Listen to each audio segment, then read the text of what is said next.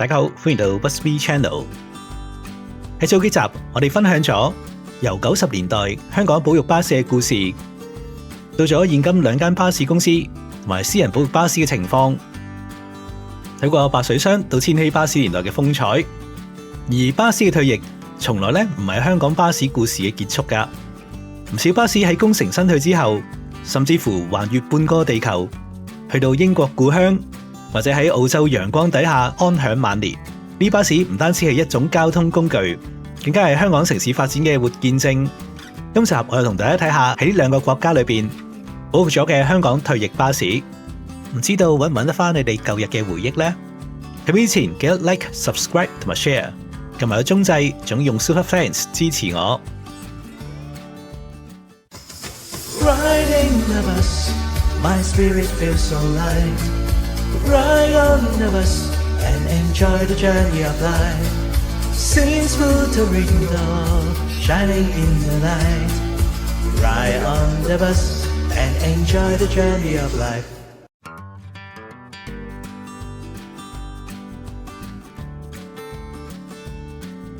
如果講到英國保育嘅香港巴士，呢一部應該算係第一部啦。佢係前九巴嘅 AEC Region 5， 亦都即係大水牛。佢編號係 A165， 香港車牌就係 AD7156。佢喺60年代正式喺香港出現，亦都係香港當年對付人口暴漲、深水埗、觀塘等等新發展區主要嘅功臣。佢車長34尺，載客量高。喺1987年退役之後，就有一位曾經喺香港運輸署工作嘅 Mr. John Sherman 購入並且運翻去英國，之後正式喺呢個嘅 Oswald Bus Museum 牛津巴士博物館嗰度收藏。收藏時間接近24年，而我當年亦都曾經參觀過。不過部車當時應該有啲翻新工程進行中，所以就擺埋一邊，就行唔到入去車廂裏邊啦。但整體外觀仍然去翻當年退役嘅時候嘅模樣。佢貼上咗80K 嘅路線，作為沙田區長大嘅我，特別有親切感。佢喺車頭路試牌上邊更加寫咗 Hong Kong to UK 嘅特別嘅字眼，代表住呢兩個地方深厚而特別嘅聯繫。喺04年，車主為部車進行超過3年嘅深度維修。到咗2011年，博物館需要資金重整，車主就將部車擺放咗去 Cardiff Transport Preservation Group。最新嘅消息就係呢部車可能已經去咗另一個遲啲開幕嘅巴士博物館 Zero Two。咁我哋密切期待下佢將來再次重見天日嘅日子啦。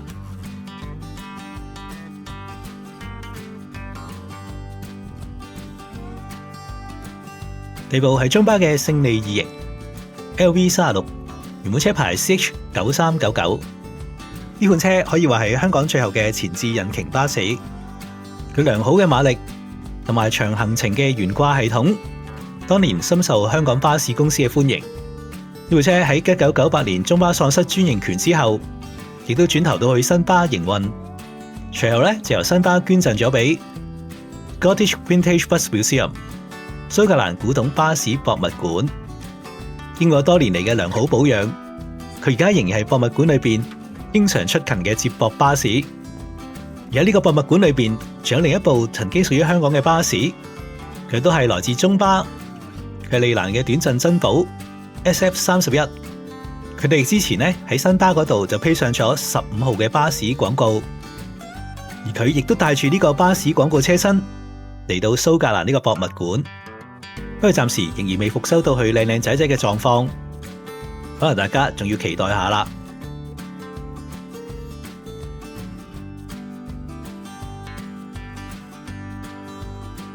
跟住呢部巴士喺我哋 channel 已經出現過唔止一次，甚至有片係專門介紹佢嘅。佢都係前中巴嘅利蘭 Olympian 11米，編號 LM10。佢係中巴最後一批購入嘅非空調3軸巴士。佢出牌未夠10年，就已經運抵英國，曾經喺 Manchester 同埋 Glasgow 嗰度服役過。之後由私人保育，並且復修到去中巴經典嘅藍戰士顏色。然後由 HKBA Hong Kong Bus Association 購入，佢經常喺英國各地嘅古董巴士聚會嗰度亮相，一齊體驗下中巴嘅旅途。HKBA 仲保留咗另外2部來自香港嘅巴士，其中呢部係前九巴嘅利蘭 Olympian 12米。喺九巴嘅時候咧，佢係3門巴士嚟嘅，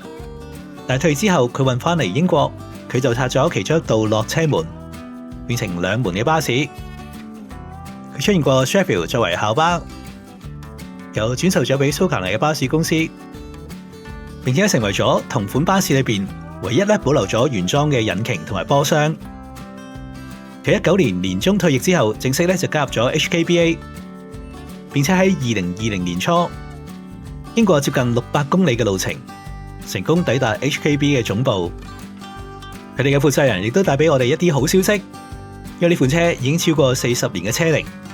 可以免卻咗 road test 同埋 MOT。而家目標就盡快可以維修到佢嘅機件，只要機件上合乎到安全，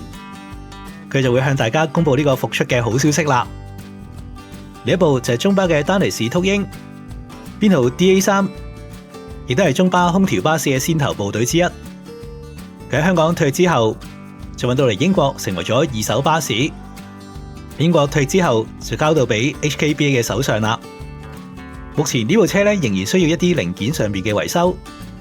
我哋就唯有靜心等待好消息啦。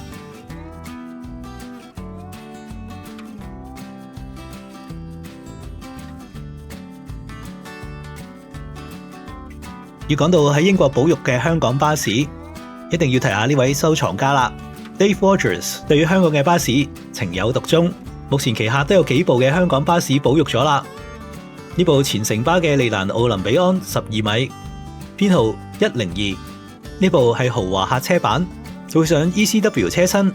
係城巴早期非專利巴士同埋中港巴士嘅功臣。後期佢又改裝咗成為城巴嘅訓練巴士，並且喺1999年賣咗俾 Dave。之後 Dave 就進行咗翻新嘅工作，為巴士裝上翻座位，曾經還原去原裝嘅城巴顏色，之後將呢部車改成藍色，並且貼上咗 Leyland Olympian 嘅大字樣。而同樣都係城巴嘅早期非專利部隊，亦都有佢嘅編號係105。不過睇個樣就發現有啲唔同啦。冇錯，因為佢喺香港嘅時候曾經進行過大型嘅改動，最明顯就係將原裝嘅 ECW 車頭改成為當時更加新穎嘅亞歷山大車頭。Dave 之後又購買咗翻嚟英國，並且掛上咗 D5 CTB 特別嘅自定車牌，佢仍披上咗城巴嘅傳統色彩，鮮豔嘅黃色車身，亮麗嘅噴漆，展示咗80年代尾城巴以豪華優質嘅理念衝擊香港巴士市場嘅精神。仲有呢部前城巴嘅152，佢都係利蘭 Olympian 嚟噶，佢1991年投入服務，但退役之後佢運翻嚟英國服役多年。佢退役嘅時候差啲就已經俾廢車場拆咗噶啦，最尾喺2016年 Dave 再次出手收歸旗下，並且由翻城巴經典嘅車身色彩。而 Dave 亦都買咗一部去 Loughton Counties Preston 車身嘅富豪 Olympian 12米，編號606，香港車牌就係 HP1158。呢部車喺香港退役之後就由 Dave 直接收購咗，運翻嚟英國，亦都成為咗英國裏邊唯一一部香港規格嘅 NC 號，亦具收藏意義。呢部車巧妙地連結咗香港嘅營運歷史同英國車身製造工業，佢嘅外形獨特，加上3軸嘅底盤，令到佢喺英國保育巴士裏邊別樹一格。目前部車仲未喺公開活動亮相。Dave 另一款城巴嘅收藏品就應該係好多沙田第一城嘅朋友嘅回憶啦。佢係富豪嘅 B10M 豪華客車，佢早期就係負責行走呢個第一城村巴嘅服務，亦都有跨境嘅中港線。呢部車2004年退役之後運翻去英國，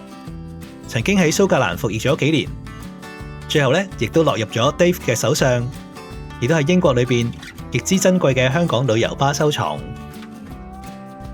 下一部係城巴嘅工程拖車，連拖車都有保育。冇錯，因為佢本身係一部巴士嚟噶，佢其實係一部勝利2型，而且佢原本係屬於大嶼山巴士添。呢1993年就轉頭咗去城巴，95年城巴又將佢改裝成為咗重型嘅拖車，並且更換咗車牌為 GU9585。佢喺香港嘅路面奔波多年，擔任救援嘅主力，直到去2018年底移民英國，安享晚年。下一部係單層巴士，前城巴嘅 Dennis Dart， 編號1416，佢喺1995年出牌，係城巴早期單層冷氣巴士嘅代表。幾年之後佢就回流返去英國，去過唔同公司服務，退役之後亦都俾 Dave 收藏咗。近年都出席過一啲香港人年宵嘅活動。呢款車係新巴接手中巴服務初期購入，目的就提升一啲載客量唔算高嘅路線，引咗一啲低地台現代化嘅服務。佢喺香港退役之後就俾英國嘅 First Group 買咗，退役之後就由 Dave 收藏咗。車身色彩更加還原翻去當時出牌時候新巴嘅顏色，並且換上咗 M8 WFB 嘅車牌，帶有 New World First Bus 嘅意思。而 Dave 旗下目前仍然有另一部利蘭 Olympian 10.3米㗎，城巴編號就係207，之後亦都運咗嚟英國成為二手巴士。喺上年年中 Dave 就宣布將3部前香港嘅巴士放售，佢哋就包括我哋啱啱提過嘅2部 Dart 同埋呢一部嘅利蘭 Olympian 啦。佢期盼買家係一啲真正懂得香港巴士歷史，願意持續投入資金保養嘅熱心人士。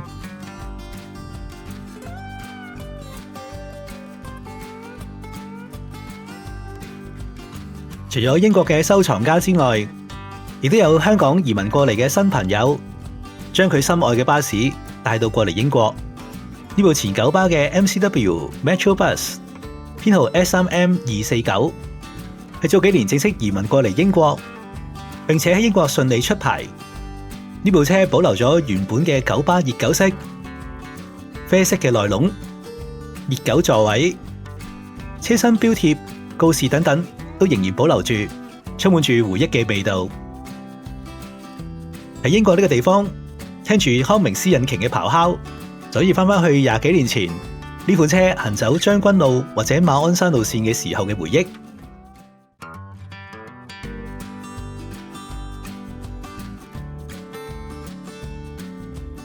除咗九巴嘅熱狗巴士吸引之外，原屬中巴後期轉做新巴嘅非空調巴士，都一樣有佢嘅吸引力。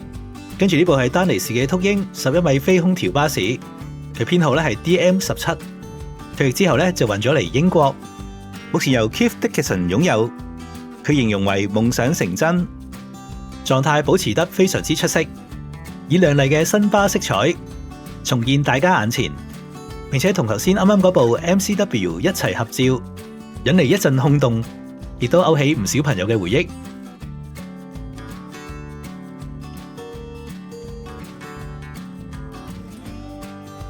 除咗以上一啲成為咗保育巴士之外，目前仍然有少量嘅巴士喺英國提供呢個私營巴士服務㗎。呢部城巴嘅利蘭 Olympian 12米，編號386，配上咗當年最先進嘅康明斯引擎。退役之後運咗去英國繼續佢嘅服務生涯，而家由 City Transport 悉心咁樣保存住。雖然車齡超過30年，但行車狀態仍然非常良好。早陣子喺賽車活動期間，租用成為咗接駁巴士，前往 Milton Keynes， 吸引唔少香港嘅巴士迷影相留念。近年亦都有其他嘅巴士公司睇中香港嘅退役巴士嘅。呢部前九巴嘅富豪 Super Olympian 超級奧林比安，編號 AVW96，佢配咗 White Explorer 嘅車身，而喺當年九巴第一次引進呢款車身嘅車型。佢24年抵達英國，並且喺上年年中正式亮相。現時嘅車主係 Replacement Bus Hire， 仲要佢就保留住香港嘅車身色彩，耀眼嘅九巴香檳金色，成為咗英國目前唯一部可以合法喺街上面行走嘅 AVW。有時佢都會出席古董巴士嘅活動，吸引大量市民嘅目光。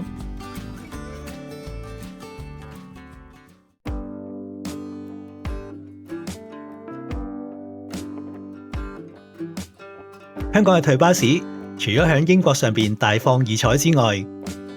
佢都得到澳洲嘅博物館垂青。喺澳洲悉尼嘅巴士博物館上邊，佢哋就保留住2部嘅香港巴士，分別就係全香港第一部嘅12米3軸巴士，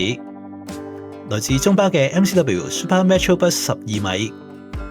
編號 ML1，佢開啟咗高載客量嘅營運時代。佢當年退役之後，同其他 ML 一樣，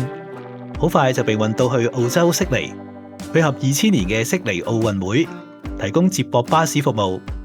隨後就贈送俾悉尼巴士博物館進行翻新保育，將佢還原翻去中巴嘅時代，配上藍戰士嘅顏色，內籠就同以前嘅一模一樣，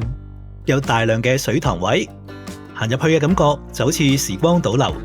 實實在在咁樣翻去80、90年代嘅香港。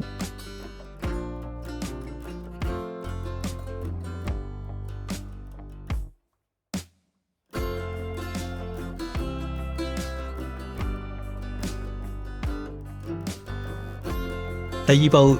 佢就係當年喺屯門公路逢車過車嘅巴士，九巴嘅車王平治 O305，呢部車當年就由澳洲嘅車主 Edison 買咗，進行私人保育一段時間之後，就贈送咗俾悉尼呢個巴士博物館繼續打理。佢披住熱狗巴士色彩，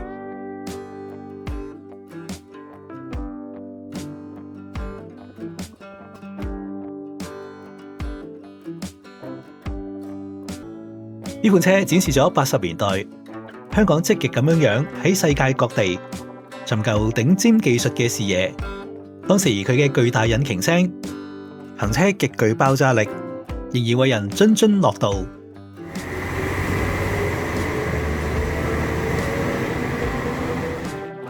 可喜嘅係喺澳洲嘅悉尼呢度博物館嘅特別活動上邊，佢同埋頭先嘅 ML1都有機會出現，成為接駁巴士，穿梭悉尼市中心同埋博物館之間，令到大家可以再次體會到香港第一部嘅巨無霸巴士同埋超凡力量嘅車王嘅魅力。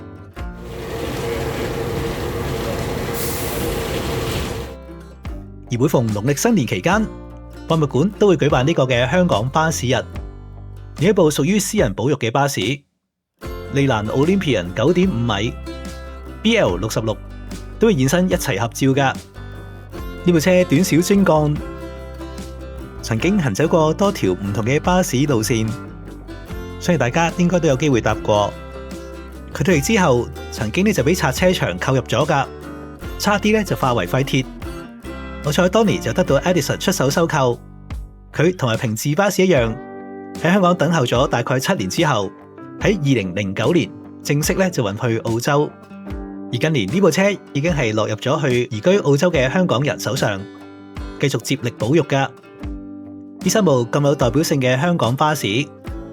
而家喺南半球繼續健健康康咁樣行走，展示佢哋嘅魅力，亦都將身在澳洲嘅香港人與昔日嘅香港情懷連結起嚟。呢廿幾部身在英國同澳洲嘅香港退役巴士，每一部都承載住一段跨海越洋嘅故事。由60年代出牌嘅 AEC， 到咗上年喺英國重新上路嘅 Super Olympian，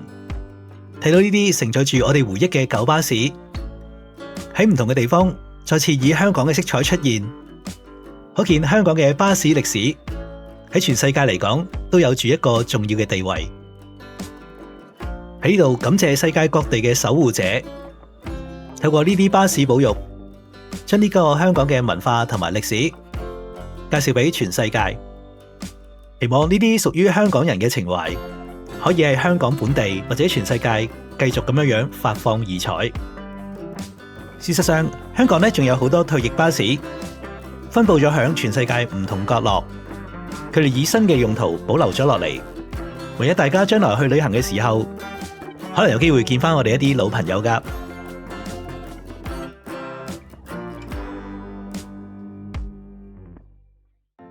一連幾集關於香港巴士嘅保育故事就正式完結啦。其實製作呢幾條片一啲都唔容易㗎，花大量時間搜集資料，睇翻自己嘅舊相簿，仲有剪片錄音。特別要多謝幾位朋友提供唔同嘅活動相片俾我，仲有啲巴士迷將自己作品擺上網，無私咁樣分享俾大家，同埋好多網站提供嘅資料庫，都令到我哋呢幾集嘅內容更加完整咁樣呈現到出嚟。再一次感謝各位有心人，下一集我哋再見，拜拜。